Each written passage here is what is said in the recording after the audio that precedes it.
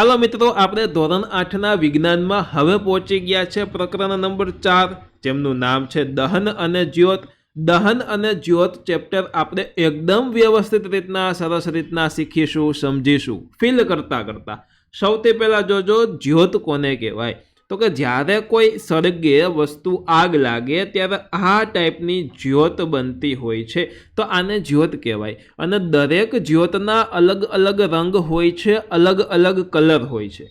દહન કોને કહેવાય? તો કે જ્યારે કોઈ વસ્તુ સળગતી હોય, સળગવુંનો અર્થ થાય દહન થવું, બરોબર?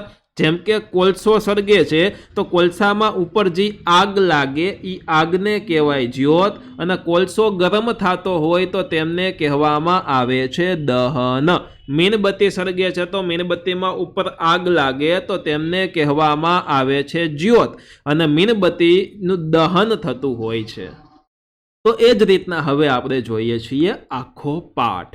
જોઈએ, સરસ રીતના સમજીએ, શાંતિથી, ઉતાવળ કરવાની નથી. તો જોઈએ, સૌથી પહેલાં આપણે જોશું, આપણે વિવિધ હેતુઓ માટે ઘરમાં, ઉદ્યોગોમાં તથા વાહનો ચલાવવા માટે વિવિધ પ્રકારના બળતણ વાપરીએ છીએ. જો આપણે વાહન ચલાવીએ તો વાહનની અંદર પેટ્રોલ હોય, ડીઝલ હોય, સીએનજી હોય, તો આ શું થયું? આ એક પ્રકારનું બળતણ જ થયું ને. તો તેના માટે આપણે વિવિધ પ્રકારના બળતણો વાપરીએ છીએ.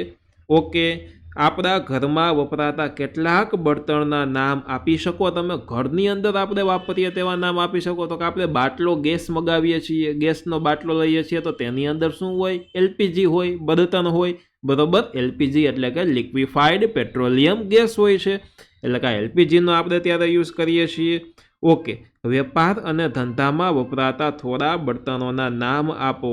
વેપાર અને ધંધામાં તો કે કોઈ રેસ્ટોરન્ટ હોય તો ત્યાં પણ એલપીજીનો યુઝ કરતા હોય છે, બરોબર? આવી રીતના વાહનો ચલાવવા માટે કયા બળતણો વપરાય છે? તમારી યાદીમાં છાણા, લાકડા, કોલસા, petrol, diesel, compressed natural gas એટલે કે સીએનજી વગેરેનું નામ હશે. આપણે જો યાદી બનાવી હોય તો આમાંથી આપણે નામ લઈ શકીએ છીએ. ઓકે, તમે મીણબત્તીના સળગવા એટલે કે દહનની ઘટનાથી પરિચિત હશો કે મીણબત્તી સળગે એનું દહન થાય. હમણાં જ મેં તમને ઉદાહરણ આપ્યું, તો તેનાથી તમે પરિચિત છો. મીણબત્તીના અને કોલસા જેવા બળતણના સળગાવવા વચ્ચે શું તફાવત છે? જો મીણબત્તી સળગે અને કોલસો સળગે, એ બેમાં તફાવત શું? તો કે જો દરેક વસ્તુ સળગતી હોય ને, તો એમાંથી જેટલી આગ નીકળે તો એ આગની અંદર ગરમી રહેલી હોય, તો આ ગરમીનું માત્રા બધી જ વસ્તુમાં અલગ અલગ હોય છે. કેવું હોય છે? તો કે અલગ અલગ હોય છે. હવે જોજો, કદાચ તમારું અનુમાન સાચું છે કે મીણબત્તી જ્યોત સાથે સળગે છે, જ્યારે કોલસોમાં એમ થતું નથી. આ રીતે તમે બીજા ઘણા એવા બળતણ શોધી શકશો કે જે જ્યોત વગર સળગતા હોય. કેના વગર? તો કે જ્યોત વગર સળગતા હોય. તો ચાલો હવે આપણે સળગવાની રાસાયણિક ક્રિયા અને તે દરમિયાન ઉત્પન્ન થતી જ્યોતના પ્રકારો વિશે શીખીએ. આ જ્યોત છે તે અલગ અલગ રંગની હોય, તેમના પણ અલગ અલગ પ્રકાર હોય. તો તેમાં કેવી રાસાયણિક પ્રક્રિયા થાય છે અને કેવા પ્રકારની કઈ જ્યોત હોય તેના વિશે હવે આપણે જોઈએ. તો જુઓ, 4.1. હવે સૌથી પહેલાં જોઈએ દહન એટલે શું.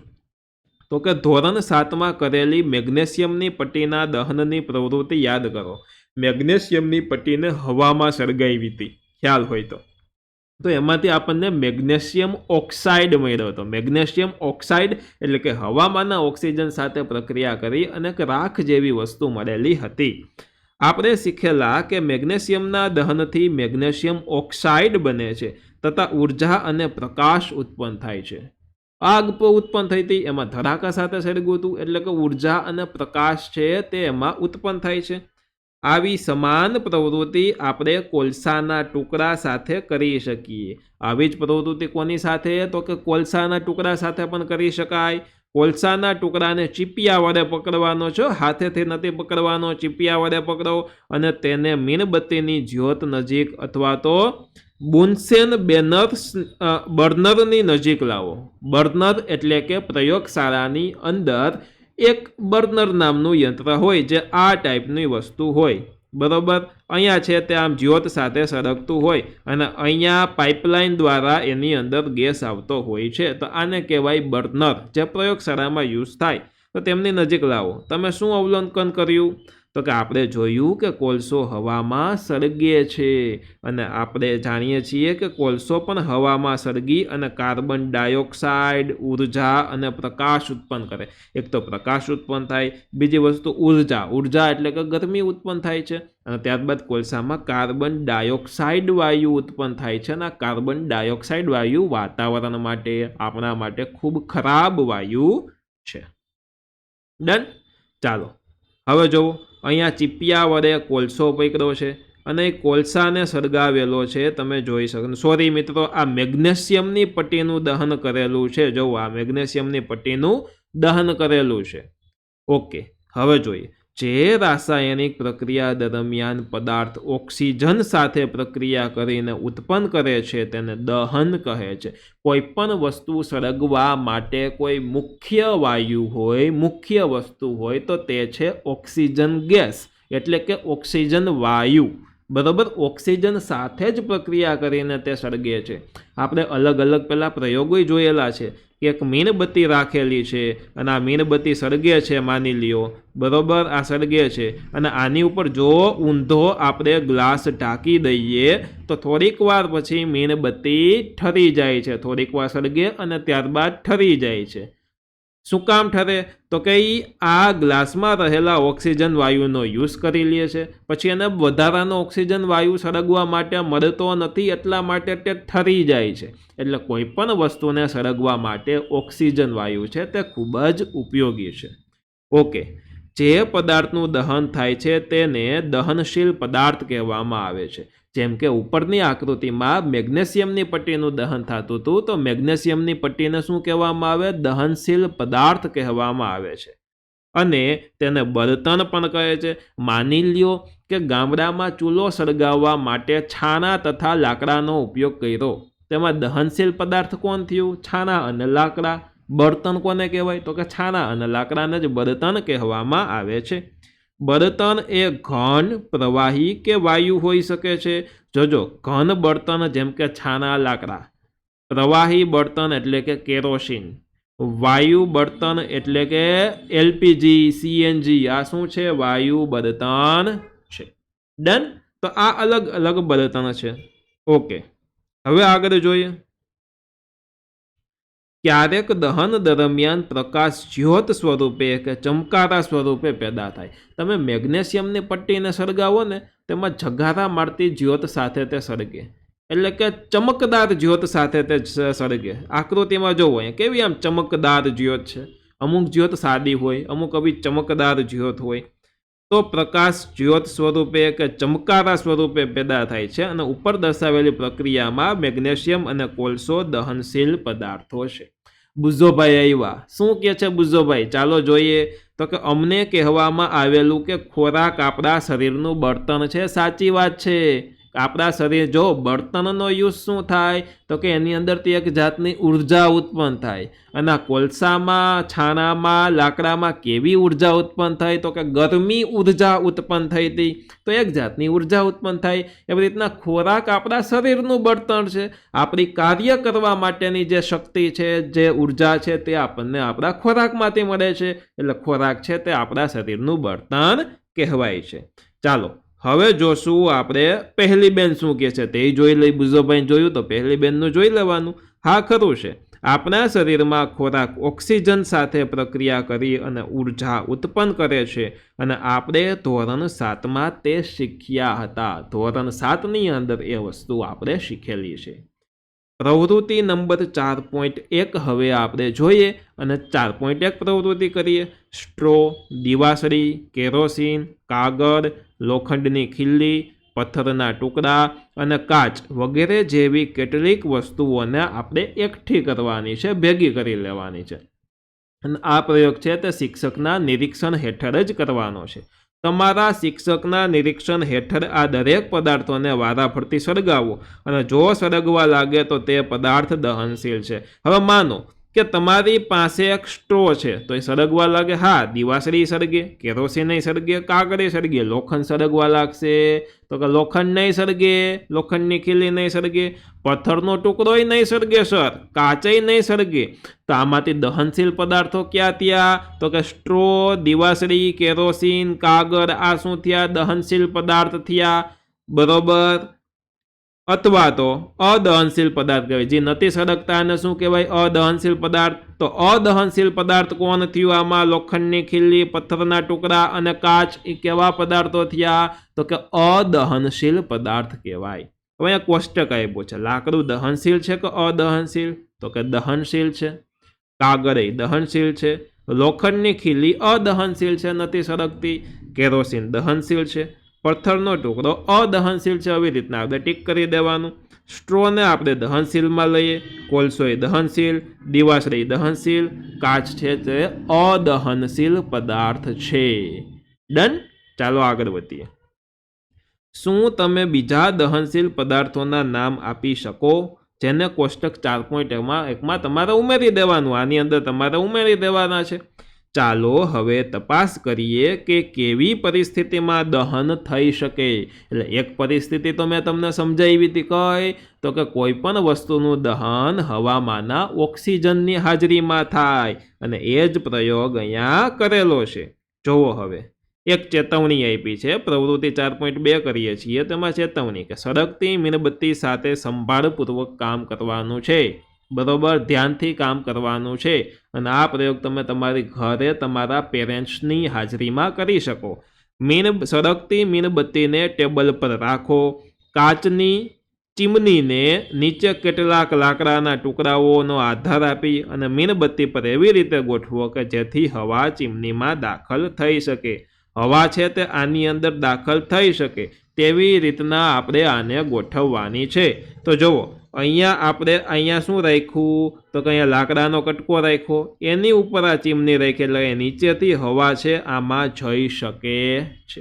હવે અહીંયા લાકડાનો ટુકડો કાઢી લીધો એટલે હવે નીચેથી હવા આમાં જઈ શકતી નથી. અને અહીંયા ઉપરનો ભાગ ખુલ્લો છે હજી, અને આમાં ઉપરનો ભાગ એ પેક કરી દીધેલો છે, તમે જોઈ શકો છો. હવે દહન માટે હવા ખૂબ જરૂરી છે તે દર્શાવતા પ્રયોગ થઈ ગયો. આપણે જોયું હતું. જ્યોતનું શું થાય છે તેનું અવલોકન કરો. હવે લાકડાના ટુકડાઓ હટાવી અને ચીમનીને ટેબલ પર અડવા દો. ફરીથી જ્યોતનું અવલોકન કરો. અંતે ચીમની પર કાચની તકતી મૂકો. ફરીથી જ્યોતનું ત્રણેય કિસ્સામાં શું થાય છે અવલોકન કરો. મેં તમને સમજાવ્યું એમ. આ લાકડાનો ટુકડો અહીંયા હતો, અહીંયા કાઢી નાખ્યો અને ઉપરના ભાગમાં કાચની તકતી મારી દીધી છે. શું થાય છે તેમનું અવલોકન કરવાનું છે. શું જ્યોત બુઝાઈ જાય છે? શું તે બુઝાઈ જાય છે અને ધુમાડો ઉત્પન્ન કરે છે? શું તે કોઈ જ અસર થયા વગર સળગ્યા કરે છે કે શું તમે દહનની પ્રક્રિયામાં હવાની ભૂમિકા વિશે અનુમાન કરી શકો છો? તેમાંથી આપણને જાણવા શું મળશે? તો કે આપણને એવું જાણ્યું કે દહન માટે હવા ખૂબ જરૂરી છે. પહેલા જે આકૃતિ હતી એની અંદર હવા અંદર જાતી હતી એટલે મીણબત્તી સળગતી હતી. અને જ્યારે હવા ચીમનીમાં નીચે દાખલ થાય છે ત્યારે કિસ્સા એમાં મીણબત્તી મુક્ત રીતના એટલે કે આમ છૂટી રીતના સરસ રીતના સળગે છે. કિસ્સા બીમાં જ્યારે હવા ચીમનીમાં નીચેથી દાખલ થતી નથી ત્યારે તે જ્યોત અસ્થિર થવા લાગે છે. જુઓ શું થશે કે આની અંદર છે એ સરસ રીતના મીણબત્તી સળગશે.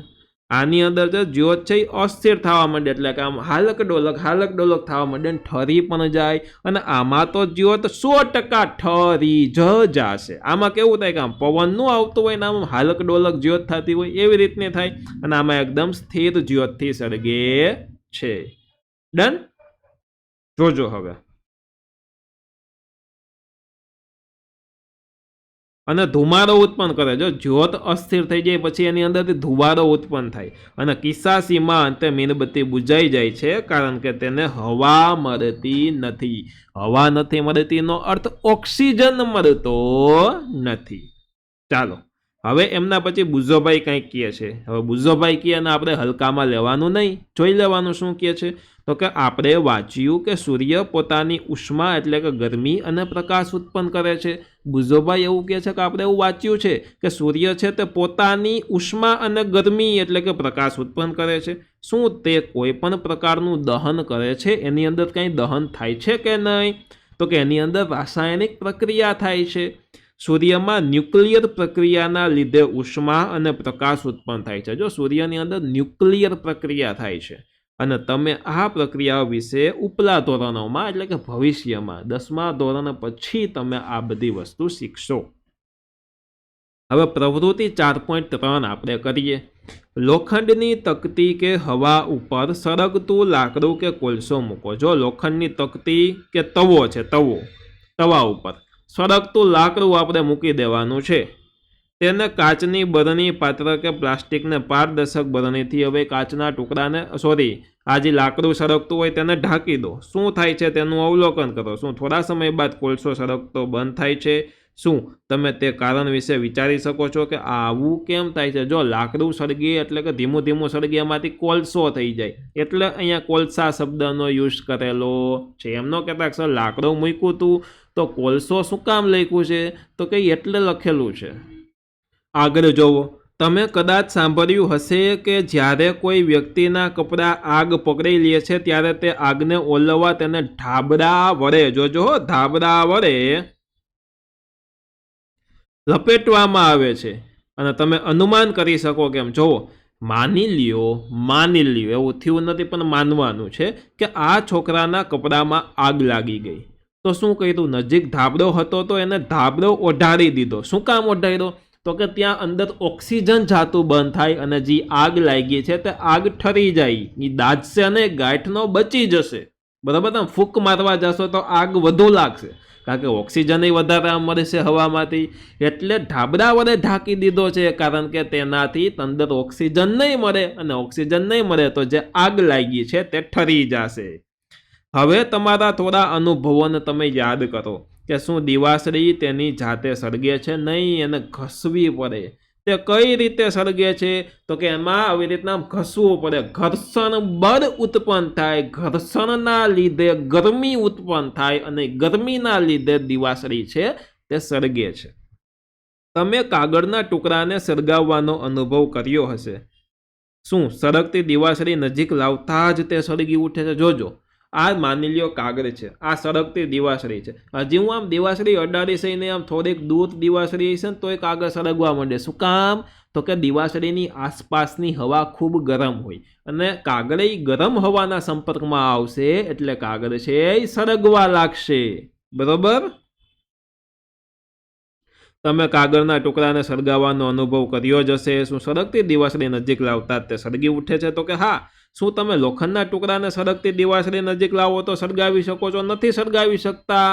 તો શા માટે તમારે લાકડું કે કોલસો સળગાવવા માટે કાગળ કે કેરોસીનનો ઉપયોગ કરવો પડે? જો લાકડું કે કોલસો સળગાવવો હોય આપણે તો આમ દિવાસળી ડાયરેક્ટ ને સળગાવો તો ન સળગી જાય. આપણે ચૂલો સળગાવતો હોય તો પહેલાં ઘાસ ને પાંદડા હોય એ સળગાવીએ, પછી એનાથી લાકડું સળગે. ડાયરેક્ટ દિવાસળીથી સળગે નહીં. બરોબર? કાં તો તમારે પેટ્રોલ નાખવું પડે. બરોબર? તો એવી વસ્તુ આપણે નાખવી પડે. કેરોસીન નાખો તો સળગી જાય છે. તો શું તમે દાવાનળ એટલે કે જંગલમાં લાગતી આગ વિશે સાંભળ્યું છે? દાવાનળ એટલે કે ફોરેસ્ટ ફાયર. જંગલની અંદર આગ લાગે. અને એ આગ કેમ લાગે? જો, એ આગ કાં તો કોઈ માનવ પ્રવૃત્તિના લીધે લાગે. કોઈ માણસે કંઈક હોરિફિકેશન કરી હોય, એટલે કે ત્યાં કંઈ દિવાસળી સળગાવીને સૂકા ઘાસ વગેરેમાં ગયા હોય અને આગ લાગી નીકળે તો. પરંતુ જો કુદરતી રીતે જંગલની અંદર આગ લાગી હોય, કુદરતી રીતે એટલે કે જંગલના બે ઝાડની ડાળી પરસ્પર અથડાય એટલે કે ભટકાય અને ઘસાય, અને ઘસાય એટલે એમાંથી તણખો ઉત્પન્ન થાય અને એનાથી પણ આગ લાગતી હોય છે. મોટા ભાગે દાવાનળ આ રીતે ફાટી નીકળતા હોય છે. બરોબર? તો કેવી રીતના? બે સૂકી ડાળીઓ અથડાય, ભટકાય, એમાંથી તણખો ઉત્પન્ન થાય અને એમાંથી આગ લાગે. આપણે જોયું કે આદિમાનવમાં પથ્થર ઘસીને આગ ઉત્પન્ન કરતા. બરોબર? એવી રીતના. તો જુઓ, આ જંગલમાં લાગેલી એક આગ છે તેને અહીંયા આ લોકો ઓલવે છે. અને જે જંગલમાં આગ લાગતી હોય ને એને ઠારવી ખૂબ મુશ્કેલવાળું કામ છે, કારણ કે બહુ મોટા પ્રમાણમાં આગ લાગતી હોય છે. અથવા તો ઉનાળાની સખત ગરમી હોય. બરોબર? એ ગરમીના લીધે પણ સૂકા લાકડામાં આગ લાગી જતી હોય છે. જો અહીંયા નીચે આગ લાગેલી તમે જોઈ શકો છો. જંગલમાં લાગતી આગ જેને દાવાનળ કહેવામાં આવે છે. કેવો નળ? દાવાનળ. બરોબર? ચાલો આગળ વધીએ. શું આ અનુભવો તમને જણાવે છે કે જુદા જુદા પદાર્થ જુદા જુદા તાપમાને સળગે છે? જો આમાં એક અનુભવ છે, શું લોખંડ સળગતું જ નથી? તો કે આપણે એવા ઘણા વિડીયો જોયા છે કે લોખંડને હાઈ ફ્લેમ ઉપર સળગાવવામાં આવે તો તે પ્રવાહી થઈ જાય. તો કે હા. તો કે આનો અર્થ એવો થયો કે અલગ અલગ પદાર્થ છે તે અલગ અલગ તાપમાને સળગે છે. કોઈને સળગવા માટે ઓછી ગરમી યુઝ થતી હોય, કોઈને સળગવા માટે ખૂબ મોટા પ્રમાણમાં ગરમી આપવી પડતી હોય છે. એટલે કે દરેક પદાર્થ છે તે જુદા જુદા તાપમાને સળગે છે. જે નીચેનામાં નીચા તાપમાને પદાર્થ સળગે છે તે તાપમાને થતું જ્વલન બિંદુ કહે છે. જોજો હજી ન સમજાનું હોય તો.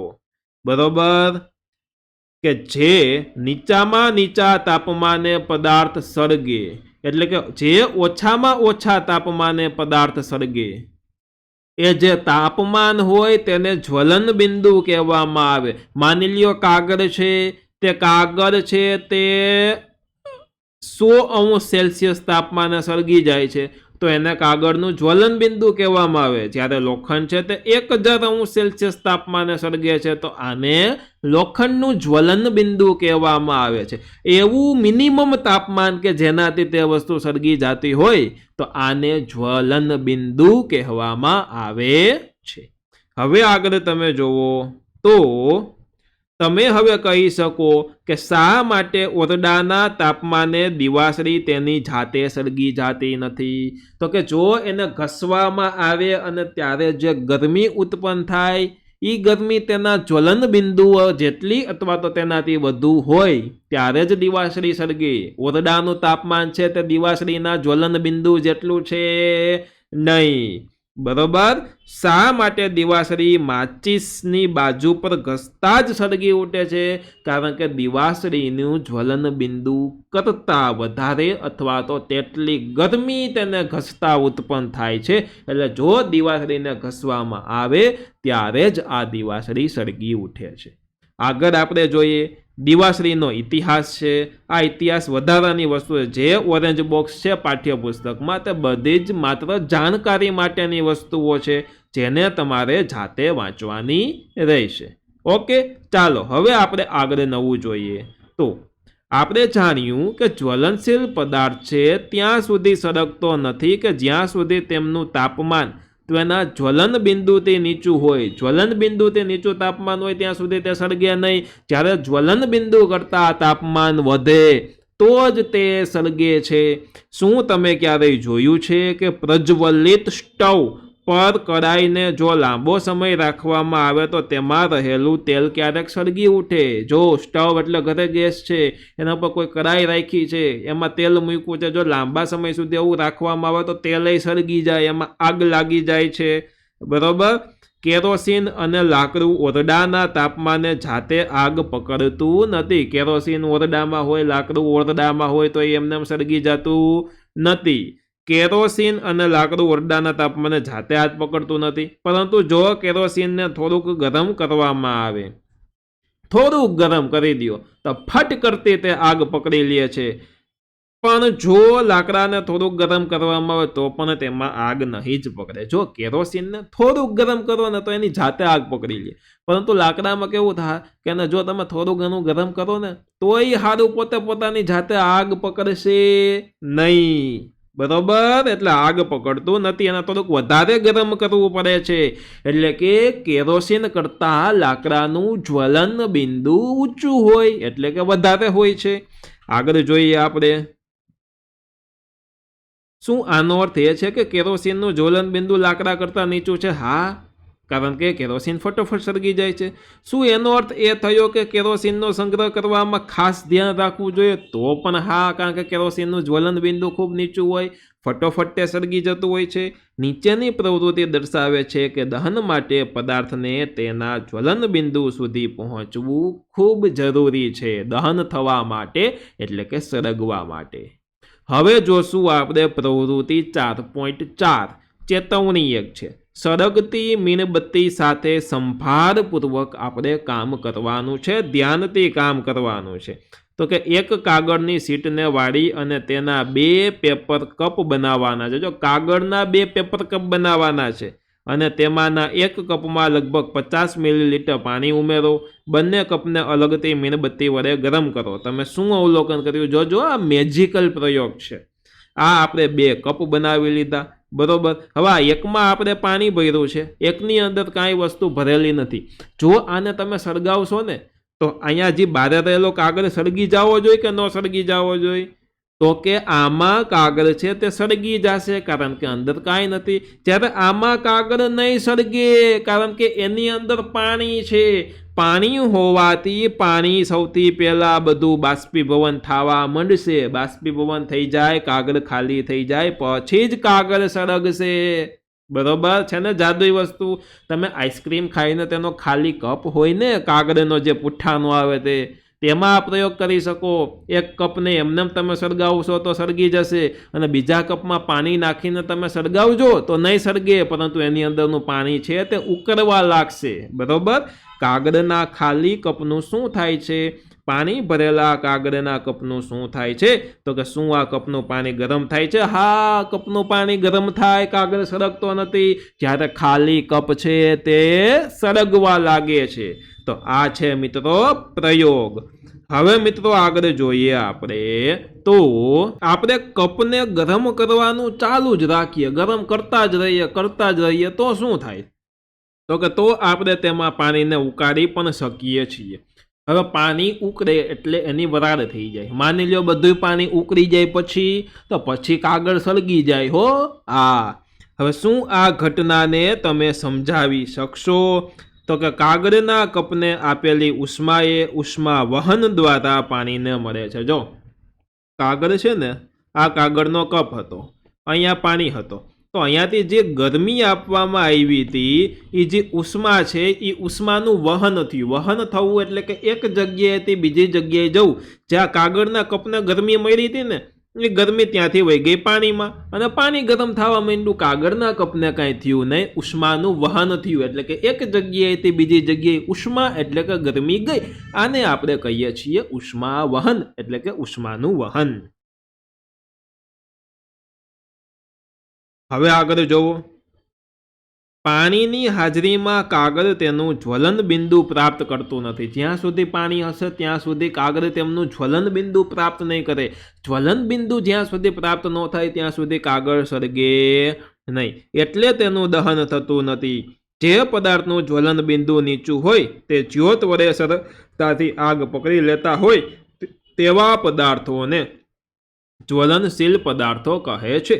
જોજો, જેનું જ્વલન બિંદુ નીચું છે એટલે કેટલું છે? તો કે કોઈ જ્યોત છે તેના વડે તે સળગી જતો હોય, તો આવા પદાર્થોને જ્વલનશીલ પદાર્થ કહેવાય, કે જે સામાન્ય રીતે ઓછી ગરમીમાં સળગી જતા હોય છે. ઓકે. પેટ્રોલ, આલ્કોહોલ, પ્રવાહીકૃત પેટ્રોલિયમ વાયુ એટલે કે એલપીજી વગેરે જ્વલનશીલ પદાર્થોના ઉદાહરણ છે. શું તમે થોડા અન્ય જ્વલનશીલ પદાર્થોની યાદી તૈયાર કરી શકો? તો કે હા, કરી શકાય. ચાલો, કેરોસીન એમાં એડ કરી દો, એ યાદી થઈ ગઈ. હવે 4.2, આપણે આગને કઈ રીતે નિયંત્રણ કરીએ છીએ? કોઈ પણ જગ્યાએ આગ લાગે તેને કેવી રીતના નિયંત્રણ કરી શકાય તેના વિશેની માહિતી હવે જોઈએ. તો કે તમે ચોક્કસપણે ઘર, દુકાનો કે કારખાનાઓમાં ફાટી નીકળતી આગ વિશે જોયું અથવા તો તમે સાંભળ્યું હશે. બરાબર? ઘરમાં લાગે, દુકાનમાં આગ લાગે તો તે તમે જોયું અથવા તો સાંભળ્યું હશે. અને જો આવો અકસ્માત તમે જોયો હોય તો તેનું ટૂંકું વર્ણન તમારી નોંધપોથીમાં તમે લખીને કરો. હું એવી જ આશા રાખું કે આવો અકસ્માત જોયો નથી. બરાબર? ઓકે. તમારા અનુભવની વાત તમારા સહાધ્યાયીઓ સાથે પણ કરો. જો અકસ્માત જોયો છે તો એમાંથી વસ્તુ આપણે શીખવાની છે, બીવાની નથી હો. તો તમારા સાથી મિત્રો સાથે વાત કરવાની છે. હવે તમારા વિસ્તારની અગ્નિશામક સેવા એટલે કે આગ સમયે મદદ કરતી સંસ્થાનો ફોન નંબર તમારે શોધી લેવાનો છે અને તમારા ફોનમાં સેવ રાખવાનો છે અને જાતે પણ યાદ રાખવાનો છે. જો તમારા ઘરમાં કે અડોશ પડોશમાં આગ લાગે તો સૌથી પહેલાં અગ્નિશામક સેવાને તમારે ફોન કરવાનો છે. પહેલી બેન, એ મહત્વનું છે કે આપણે બધા જ અગ્નિશામક સેવાઓનો નંબર જાણતા હોઈએ, એવું પહેલી બેન કહે છે કે ખૂબ મહત્વની વાત છે. આગળ જોવો, શું તમારા શહેર, ગામમાં ફાયર બ્રિગેડ સ્ટેશન છે, ફાયર બ્રિગેડ સ્ટેશન છે કે નહીં તમારા ગામમાં, તમારા શહેરમાં? જ્યારે ફાયર બ્રિગેડ આવે છે ત્યારે તે શું કરે છે? તો કે તે આગ પર પાણી રેડે છે. જો અહીંયા આપણને એનું ચિત્ર આપ્યું છે કે આ ફાયર બ્રિગેડનો એક ફોટો છે કે અહીંયા પાણીનો બંબો હોય, એમાંથી આમ નળીઓ હોય અને આના દ્વારા જ્યાં આગ હોય ત્યાં ફૂલ પ્રેશરથી તે પાણી રેડે અને આગ છે તેને ઠારવાનું એટલે કે ઓલવવાની ટ્રાય કરે છે. બરોબર? તો આગ પર પાણી રેડે છે. પાણી જ્વલનશીલ પદાર્થ ઠંડો પાડે છે, જેથી તેના તાપમાનને તેના જ્વલન બિંદુ કરતાં નીચું લાવવામાં આવે છે, જે આગને ફેલાતી રોકે છે. અને પાણીની વરાળ પણ જ્વલનશીલ પદાર્થની આજુબાજુ ઘેરાય છે, જે હવામાંથી મળતા ઓક્સિજનના પુરવઠાને એની વરાળે કાપી નાખે. આથી આગ બુઝાઈ જાય છે. ડન? ચાલો, તમે શીખ્યા કે આગ ઉત્પન્ન કરવા માટે પાયાની 3 જરૂરિયાતો હોય છે. શું તમે તેની યાદી તૈયાર કરી શકો? કોઈ પણ આગ ઉત્પન્ન થાય એના માટે પાયાની 3 જરૂરિયાતો હોય. બરોબર? અને કઈ કઈ જરૂરિયાત હોય? એક છે બળતણ કે જેને સળગવાનું છે, બીજી છે ઓક્સિજન એટલે કે હવા વગર કોઈ વસ્તુ સળગતી નથી, અને ત્રીજી વસ્તુ છે એને ગરમી આપવી પડે, એના જ્વલનશીલ બિંદુ જેટલી ગરમી આપવી પડે તો તે સળગે. એટલે કે બળતણ, હવા અને ગરમી. હવા એટલે કે ઓક્સિજનનો પુરવઠો અને ગરમી એટલે કે બળતણનું તાપમાન તેના જ્વલન બિંદુ કરતાં વધારવા માટે ગરમી આપવી પડે. હવે આ જરૂરિયાતોમાં કોઈ પણ એક કે વધારેને દૂર કરવાથી આગને નિયંત્રણ કરી શકાય છે. જો આ જરૂરિયાતો છે બળતણ, હવા કે ગરમી, આ 3માંથી કોઈ પણ એકને તમે દૂર કરી દો ને, ક્યાંય આગ લાગી હોય તોય તે આગ ઠરી જાય છે. બરોબર? એટલે કે આગને નિયંત્રણ કરી શકાય છે. અગ્નિશામકનું કાર્ય એ હવાના પુરવઠાને બંધ કરવાનું અથવા તો બળતણનું તાપમાન નીચું લાવવાનું છે કે બંને છે, અને આ બાબત નોંધવી જોઈએ કે આ બાબત આપણે નોંધવી જોઈએ. મોટા ભાગના કિસ્સામાં બળતણ દૂર કરી શકાતું નથી. માની લો કે જો કોઈ ઇમારતમાં આગ લાગે તો ઇમારત થોડીક દૂર થઈ જાય. બરોબર? તો આખી ઇમારત જ એક જાતનું બળતણ છે, તો એ દૂર થઈ શકતી નથી. હવે અહીંયા તમે જોવો કે આ વધારાની માહિતી આપેલી છે, જાણવા જેવી માહિતી છે, તે તમારે તમારી રીતના વાંચી લેવાની છે અને જાણી લેવાની છે. થોડીક વસ્તુ હું તમને કહી દઉં, કારણ કે બહુ જરૂરી છે જીવન લાઈફમાં. તો કોઈ પણ જગ્યાએ જાવ તો ફાયર સેફટી માટે આવા લાલ કલરના આવા બંબા લગાડેલા હોય.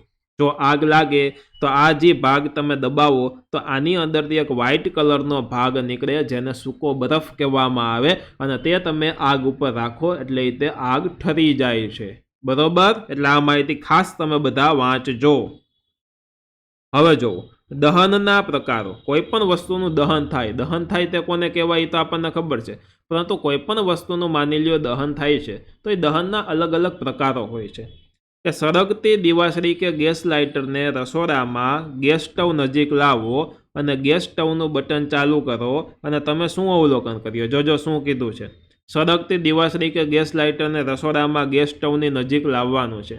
હવે ગેસ સ્ટવનું બટન ચાલુ કરવાનું છે અને તમે શું અવલોકન કરો તો કે ગેસ છે તે ચાલુ થઈ જાય છે. હવે ચેતવણી, તમારી જાતે ગેસ સ્ટવ ન વાપરો, તમારા વાલીને મદદ કરવાનું કહો. તમારા પેરેન્ટ્સની હાજરીમાં જ તમારે આ ગેસ સ્ટવનો ઉપયોગ કરવાનો છે.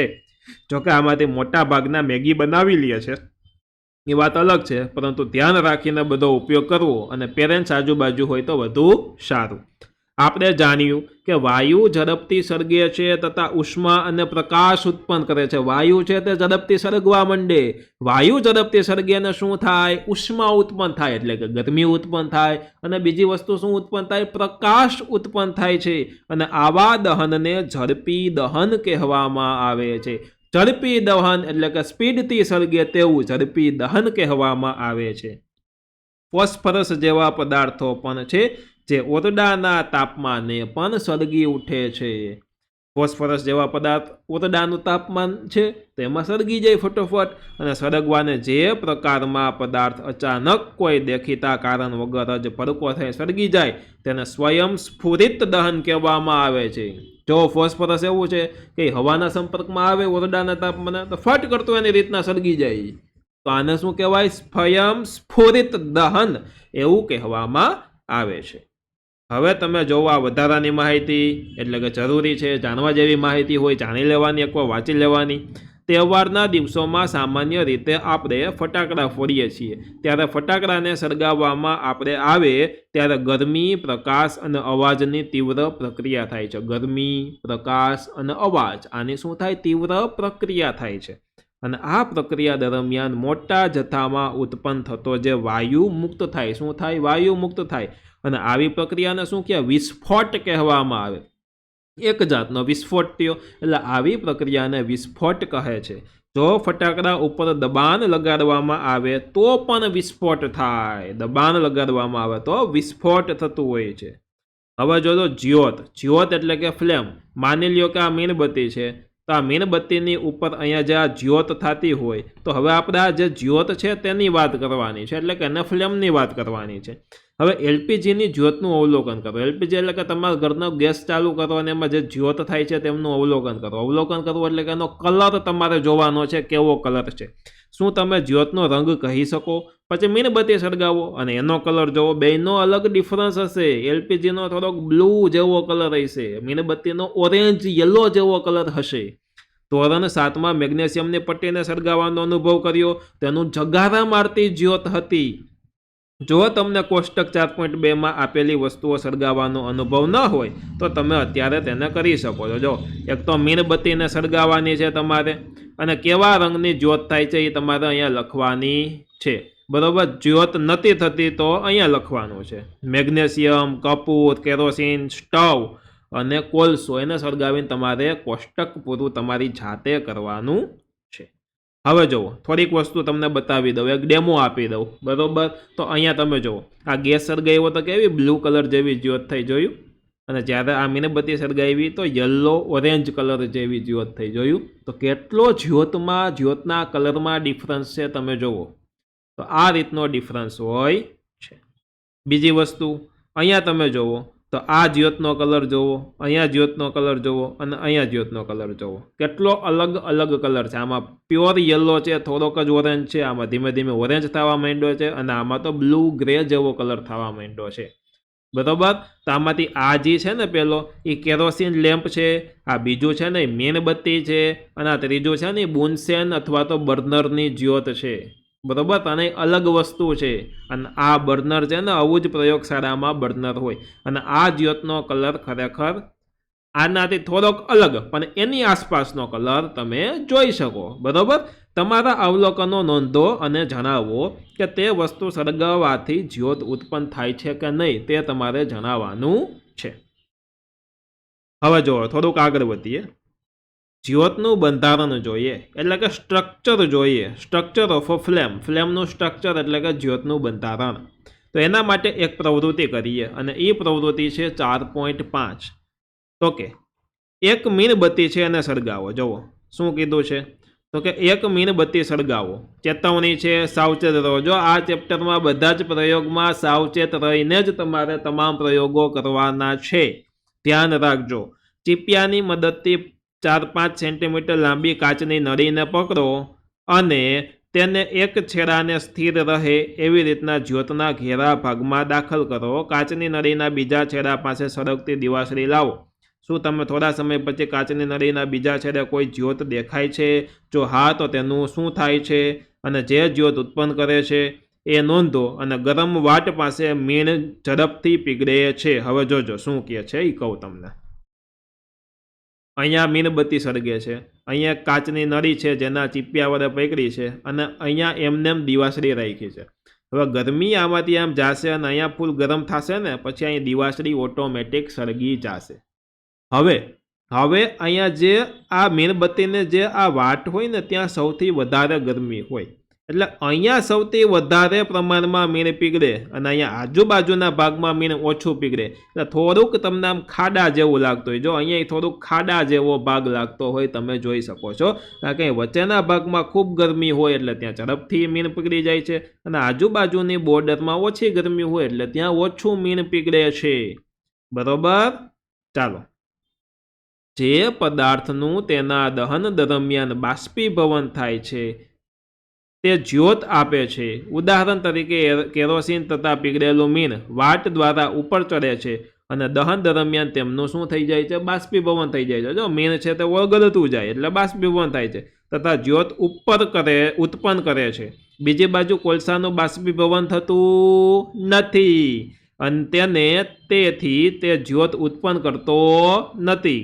પ્રવૃત્તિ 4.5માં શું મીણબત્તી વરાળ કાચની નળીમાંથી બહાર આવતી હતી કે જ્યોત ઉત્પન્ન કરતી હતી? તો કે હાય ગરમી છે એ બહાર આવતી હતી. હવે જોજો હજી એક પ્રયોગ છે. જો અહીંયા મીણબત્તી છે અને કાચમાં આવી રીતના ગરમ કરવામાં આવે તો આવી રીતના કાળા કલરનો પદાર્થ ભેગો થાય. કેવો પદાર્થ? તો કે કાળો પદાર્થ ભેગો થાય છે. એટલી વસ્તુ જોઈ લીધી. બીજી વસ્તુ અહીંયા જોઈ લ્યો. આ છે એક ધાતુનો રોડ છે એટલે કે સળિયો છે, ચીપિયાની મદદથી પકડો. હવે અહીંયાથી ગરમ કરવામાં આવે ને તો તરત અહીંયા ગરમ નહીં થઈ જાય. જો પહેલાં આટલો ભાગ ગરમ થાય, પછી આ થોડોક આ ભાગ ગરમ થાય, પછી ધીમે ધીમે અહીંયા ગરમ થાય, પછી અહીંયા ગરમ થાય. એવી રીતના ધીમે ધીમે આમ ચાલતો જાય ને પછી અહીંયા ગરમી પહોંચે છે. ડન એટલી વસ્તુ. હવે શું લખ્યું છે એમાં જોતા જાય. જ્યારે મીણબત્તીની જ્યોત સ્થિર હોય છે ત્યારે એક કાચની તકતી સ્લાઇડને જ્યોતના પ્રકાશિત ભાગમાં દાખલ કરો. તે લગભગ 10 સેકન્ડ સુધી ચીપિયા વડે પકડી રાખો ને પછી તેને દૂર કરો. શું થાય છે તે જુઓ. તો કાળા કલરનો ભાગ ઉત્પન્ન થાય છે. કેવો? તો કે બ્લેક ભાગ છે તે ઉત્પન્ન થાય છે. ચાલો, કાચની તકતી કે સ્લાઇડ પર એક કાળા પડતું વર્તુળ બને છે. તે જ્યોતના પ્રકાશિત ભાગમાં રહેલા અને દહન પામેલા કાર્બનના કણો દર્શાવે છે. તે જ્યોતનો જે પ્રકાશિત ભાગની આજુબાજુ કાર્બન છે તે દહન પામ્યો છે તે કાર્બનના કણો ત્યાં છે. હવે તાંબાના તારને જ્યોતના બહારના બિન પ્રકાશિત ભાગમાં સહેજ અંદર રહે તેમ લગભગ 30 સેકન્ડ માટે પકડી રાખો. જો અહીંયા આવી રીતના આપણે આ તાંબાનો તાર પકડી રાખ્યો છે. તમે નોંધો કે જ્યોતની તરત જ બહાર રહેલો તાંબાનો તારનો ભાગ લાલ ચોર ગરમ થઈ જાય છે. શું તે એવું દર્શાવે છે કે જ્યોતના બિન પ્રકાશિત ભાગનું તાપમાન ખૂબ ઊંચું છે? તો કે હા, આસપાસનું હવામાનનું તાપમાન ઊંચું થઈ જાય. અને વાસ્તવમાં જ્યોતનો આ ભાગ સૌથી ગરમ ભાગ છે. કેવો ભાગ છે? સૌથી ગરમ ભાગ તે હોય છે. હવે જો મેં તમને કીધું હતું આ ભાગ વધારે ગરમ હોય એટલે અહીંયા મીણ વધારે ઓગળે, પરંતુ આ ભાગ સૌથી ગરમ ભાગ હોતો નથી. આ ભાગ કરતાં આ ભાગ વધારે ગરમ હોય છે. આજુબાજુની બોર્ડર કરતાં વચ્ચેનો ભાગ વધારે ગરમ હોય છે. પરંતુ જ્યોતનો સૌથી વધારે ગરમ ભાગ હોય ને તો એ આ બાજુનો આ ભાગ હોય, સૌથી ગરમ ભાગ હોય છે. એ તમે યાદ રાખજો. આગળ હવે જોવો. જો અહીંયા છે સૌથી ગરમ ભાગ એટલે આ બાજુનો જે ઉપરનો ભાગ છે તે સૌથી ગરમ ભાગ હોય. તો સૌથી ગરમ ભાગ આ છે. સંપૂર્ણ દહનવાળો સૌથી બહારનો વિસ્તાર ભૂરા કલરનો. જો અહીંયા ભૂરો કલર છે, અહીંયા યલો કલર જેવો છે. પછી આ મધ્યમ ભાગ છે એટલે કે વચ્ચેનો ભાગ સૌથી ઓછો ગરમ. આ વાટ હોય ને એની આજુબાજુનો ભાગ અહીંયા સૌથી ઓછો ગરમ હોય. બોલો, અહીંયા ઉપરની બાજુ સૌથી વધુ ગરમ હોય. અહીંયા વચ્ચે અપૂર્ણ દહનવાળો મધ્યમ ભાગ છે, મધ્યમ વિસ્તાર, એ પીળા કલરનો હોય. જો સંપૂર્ણ દહન થાય એટલે ભૂરો કલર થઈ જાય. અપૂર્ણ દહન હોય એ પીળો કલર હોય. દહન ન થયેલા મીણબત્તીના વરાળવાળો સૌથી અંદરનો વિસ્તાર. જો આ સૌથી અંદરનો વિસ્તાર જે દહન થયેલો નથી. જો મીણબત્તીની વાઇટ છે એ કોઈ દી આમ દહન થઈ ગઈ નહીં, કારણ કે મીણબત્તીની વાટ તો એમને રહેવાની જ છે. પછી આ મીણબત્તી ડન. એટલે આ મીણબત્તીના અલગ અલગ આપણે અંગો જોયા એમ પણ તમે કહી શકો. માનવના કેમ અંગ હોય? આંખ, નાક, એવી રીતના મીણબત્તીના અંગો જોયા. હવે જુઓ, ધાતુની ફૂંકણી એટલે કે ફૂંકવાની નળી વડે સોની જ્યોતના સૌથી બહારના ભાગમાં સોનું તથા ચાંદી પીગાડવા માટે હવા ફૂંકે. જો સોની આનો યુઝ કરે. અને તેઓ શા માટે જ્યોતને સૌથી બહારના ભાગનો ઉપયોગ કરે છે? તો કે જો આ જ્યોત હોય ને એનો સૌથી બહારના ભાગનો ઉપયોગ આવી રીતના ફૂંક મારીને કરે. શું કામ? તો કે સૌથી બહારનો ભાગ વધારે ગરમ હોય. અહીંયા તમે જોયું હશે કે આ સૌથી બહારનો ભાગ છે એ તે વધારે ગરમ છે, એટલે સૌથી બહારના ભાગનો ઉપયોગ એ જે સોની છે તે સોનાને ઓગાળવા માટે, પીગાડવા માટે કરે. બરોબર? આગળ જોઈએ. હવે જુઓ, બળતણ એટલે શું? What is a fuel? બળતણ એટલે શું? તો કે યાદ કરો કે ઘરેલું તથા ઔદ્યોગિક હેતુઓ માટે ઉષ્મા ઉર્જાના સ્ત્રોત તરીકે મુખ્યત્વે લાકડું, કોલસો, પેટ્રોલ, કેરોસીન હોય છે. અને આવા પદાર્થોને આપણે બળતણ એટલે કે ઈંધણ કહીએ છીએ. બળતણ અથવા તો ઈંધણ કહીએ છીએ. એક સારું બળતણ તેને જ કહેવાય કે તરત જ ઉપલબ્ધ હોય. જો એક શ્રેષ્ઠ એટલે કે બેસ્ટ ફ્યુઅલ કોને કહેવાય કે તે આપણી આસપાસ અવેલેબલ હોય, સહેલાઈથી મળી જતું હોય, બરાબર, ઉપલબ્ધ હોય. પછી બીજી વસ્તુ આપણને પોસાય તેવું હોય એટલે કે સસ્તું હોય.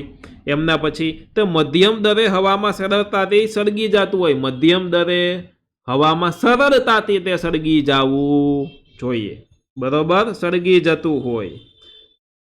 તે મોટા પ્રમાણમાં ઉષ્મા ઉત્પન્ન કરતું હોય તો તે કોઈ જ અનિચ્છનીય પદાર્થોના અવશેષો પાછા ન છોડતું હોય એટલે કે પ્રદૂષણ ફેલાવતું ન હોય. આમ જુઓ તો એવું કોઈ જ બળતણ નથી કે જેને આદર્શ બળતણ કહી શકાય. આમ જુઓ તો એવું કોઈ બળતણ નથી કે જે આદર્શ બળતણ હોય. આપણે એવું બળતણ વિચારવું જોઈએ કે જે ચોક્કસ ઉપયોગ માટે મોટા ભાગની જરૂરિયાતો પૂરી કરતી હોય. આપણો જે ઉપયોગ હોય એના માટેની જરૂરિયાત પૂરી થઈ જવી જોઈએ. બળતણ તેમની કિંમતોમાં જુદા પડે છે.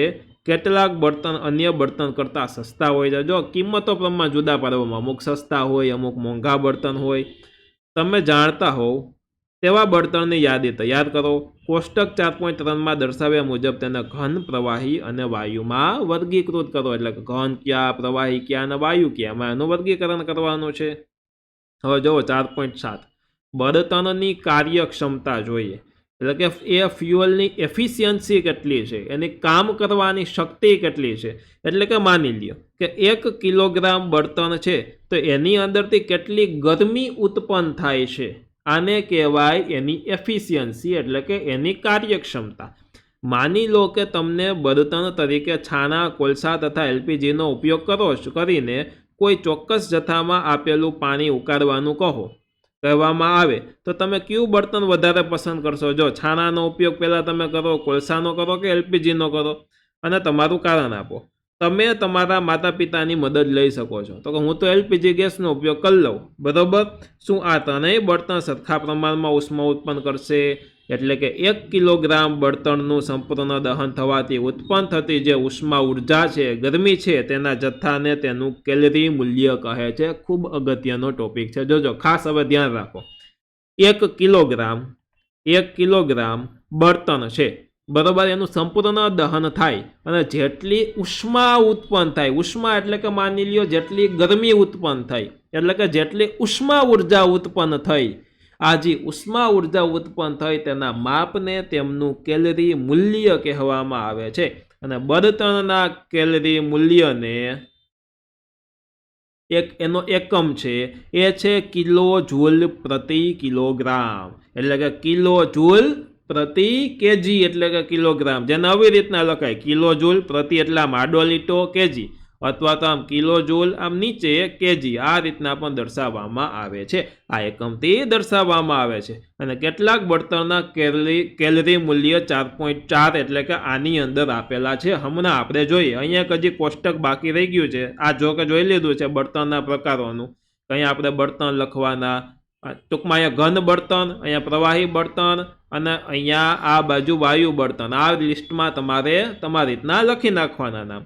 હવે ખાસ જોજો આ કેલરી મૂલ્યનું. જો છાણા છે ને એની અંદરથી 6000 થી 8000 એનું કેલરી મૂલ્ય છે. લાકડાનું 17000 થી 22000, કોલસાનું 25000 થી 33000, પેટ્રોલનું 45, કેરોસીનનું 45. આ કંઈ બહુ યાદ નથી રાખવાનું, પરંતુ જેનું કેલરી મૂલ્ય વધારે ને એટલું એની અંદરથી ગરમી વધારે પ્રમાણમાં નીકળે. જેમ કે છાણા કરતાં લાકડામાંથી વધારે નીકળે, લાકડા કરતાં કોલસામાંથી, કોલસા કરતાં પેટ્રોલમાંથી જેટલી ગરમી નીકળે એટલી જ કેરોસીનમાંથી અને ડીઝલમાંથી ગરમી નીકળે. આ બધાય કરતાં મિથનમાંથી વધારે નીકળે, સીએનજીમાં એના જેટલી જ નીકળે, આના કરતાં એલપીજીમાં વધારે ગરમી નીકળે, બરાબર. એવી રીતના બાયોગેસનું 35000 થી 40000 કેલરી મૂલ્ય છે. હાઇડ્રોજનનું કેટલું છે જુઓ, એકમ, દશક, 100, 1000, 10,000, લાખ, 1,50,000 હાઇડ્રોજનનું કેલરી મૂલ્ય છે. આનું જુઓ 55,000, મેક્સિમમ આપણે 55,000 એલપીજીનું જોયું, જ્યારે હાઇડ્રોજનનું 1,50,000 કેલરી મૂલ્ય છે. એટલે હાઇડ્રોજન સૌથી વધારે દહન થાય તેવો પદાર્થ આ લિસ્ટની અંદર આપેલો છે. ડન. બળતણનું દહન હાનિકારક પદાર્થોનું ઉત્પાદન પ્રેરે છે. તમે છાણાને બાળો તો એની અંદરથી ધુવાડો નીકળે, પ્રદૂષણ ફેલાય. આવી રીતના બળતણનો વધી રહેલો વપરાશ પર્યાવરણ ઉપર નુકસાનની અસર કરે છે, નુકસાન કરે છે. પહેલું, લાકડું, કોલસો, પેટ્રોલિયમ જેવા કાર્બન ધરાવતા બળતણના દહન ન થયા હોય તેવા કાર્બનના કણો છોડે છે. જે સરખાએ સળગા નથી, સરખાએ દહન થયા નથી, એવા કાર્બનના કણો એ છોડે છે. અને આ સૂક્ષ્મ કણો ખૂબ જ ભયાનક પ્રદૂષકો છે. પ્રદૂષકો એટલે કે જે પ્રદૂષણ ફેલાવનાર પદાર્થ હોય તેને પ્રદૂષકો કહેવાય. જે શ્વાસ સંબંધિત રોગો જેવા કે અસ્થમા કરે છે, એટલે કે એમાંથી શ્વાસ સંબંધિત રોગો થાય. બીજું, આ બળતણના અપૂર્ણ દહનથી કાર્બન મોનોક્સાઇડ વાયુ ઉત્પન્ન થાય. કેવો વાયુ? કાર્બન મોનોક્સાઇડ વાયુ ઉત્પન્ન થાય છે. તે ખૂબ જ ઝેરી વાયુ છે. બંધ ઓરડામાં કોલસો સળગાવવો ખૂબ જ જોખમી છે, કારણ કે એનો ધુવાડો થાય અને ધુવાડો આપણા શરીરમાં જાય અને આપણને પણ ગુંગળામણ એમાંથી થાય અને બેભાન પણ કંઈક થઈ જાય. આ દરમિયાન ઉત્પન્ન થતો કાર્બન મોનોક્સાઇડ વાયુ ઓરડામાં સૂતેલા લોકોનું મૃત્યુ પણ કરી શકે તેમ છે. બોલો હવે બુઝ્ઝોભાઈ શું કહે છે? એટલે જ અમને કોલસો સળગતો હોય કે તેમાંથી ધુવાડો નીકળતો હોય તેવા ઓરડામાં ન સૂવાની સલાહ આપવામાં આવે છે. જો બુઝ્ઝોભાઈને હવે ખબર પડી કે એટલે જ એવા ઓરડામાં ન સૂવાની સલાહ આપે છે. ત્રીજું, મોટા ભાગના બળતણના દહનને લીધે પર્યાવરણમાં કાર્બન ડાયોક્સાઇડ મુક્ત થાય છે. અને આ કાર્બન ડાયોક્સાઇડ એ પ્રદૂષિત વાયુ છે, પ્રદૂષણ કરતો વાયુ છે. હવામાં કાર્બન ડાયોક્સાઇડનું વધતું પ્રમાણ એ ગ્લોબલ વોર્મિંગનું કારણ હોવાનું માનવામાં આવે છે. એટલે કે એક જાતનું ગ્લોબલ વોર્મિંગનું કારણ છે. જો અહીંયા જે માહિતી છે તે જાણકારી માટેની માહિતી છે, તે તમે ચોક્કસથી વાંચી શકો છો. એને જો કે વધારાની માહિતી ન કહેવાય, કામની જ હોય, પરંતુ એને ખાલી જાણવાની હોય, જે એક્ઝામમાં પૂછવામાં આવતું નથી. ચોથું, કોલસા અને ડીઝલના દહનથી સલ્ફર ડાયોક્સાઇડ વાયુ મુક્ત થાય છે. તે ખૂબ જ ગુંગળામણ ઉત્પન્ન કરે તેવો અને સડો કરનારો વાયુ છે. ઉપરાંત પેટ્રોલ એન્જિન નાઇટ્રોજનના વાયુરૂપ ઓક્સાઇડ્સ ઉત્પન્ન કરે છે. સલ્ફર અને નાઇટ્રોજનના ઓક્સાઇડ વરસાદના પાણી સાથે ભળીને એસિડ બનાવે છે. અને આવા વરસાદને એસિડ વર્ષા કહેવામાં આવે છે. શું કે એસિડ રેઇન એટલે કે એસિડ વર્ષા કહેવામાં આવે છે. તે ખેતીના પાક, ઇમારતો અને જમીન માટે ખૂબ જ હાનિકારક છે. હાનિકારક હોવું એટલે કે નુકસાનકારક તે હોય છે. ડીઝલ અને પેટ્રોલના વાહનોમાં હવે બળતણ તરીકે સીએનજી એટલે કે કમ્પ્રેસ્ડ નેચરલ ગેસનો ઉપયોગ થાય છે, કારણ કે એની અંદરથી ખૂબ ઓછા પ્રમાણમાં પ્રદૂષણ નીકળે, એટલે એને ક્લીન વાયુ એવું પણ કહેવાય. ક્લીન વાયુ એટલે કે શુદ્ધ વાયુ એવું કહેવાય છે. બરોબર, કારણ કે સીએનજી ખૂબ ઓછા પ્રમાણમાં હાનિકારક પદાર્થો ઉત્પન્ન કરે છે. જો ક્લીન વાયુ એટલે કે સ્વચ્છ બળતણ, મારો કહેવાનો મિનિંગ આ હતો. સ્વચ્છ બળતણ એટલે કે ક્લીન ફ્યુઅલ એવું કહેવાય છે. બરોબર, એટલે યાદ રાખજો. તો એવો પ્રશ્ન પૂછે એમસીક્યુમાં કે સૌથી સ્વચ્છ બળતણ કયું? તો સ્વચ્છ બળતણના લિસ્ટમાં આવશે સીએનજી. શું આવશે? તો કે સીએનજી છે એ સૌથી સ્વચ્છ બળતણના લિસ્ટમાં તમારે અત્યારે આવશે. ડન. તો આની સાથે મિત્રો આપણો સરસ મજાનો આ પાઠ પૂરો થાય. ઘણી બધી વસ્તુ આપણે શીખવાની હતી, સમજવાની હતી. આપણે સરસ રીતના શીખ્યા, ભણ્યા, સમજ્યા અને સાથે સાથે મજા પણ ખૂબ કરી. તો આશા રાખું છું કે આખો પાઠ તમને વ્યવસ્થિત સમજાઈ ગયો છે. ધન્યવાદ.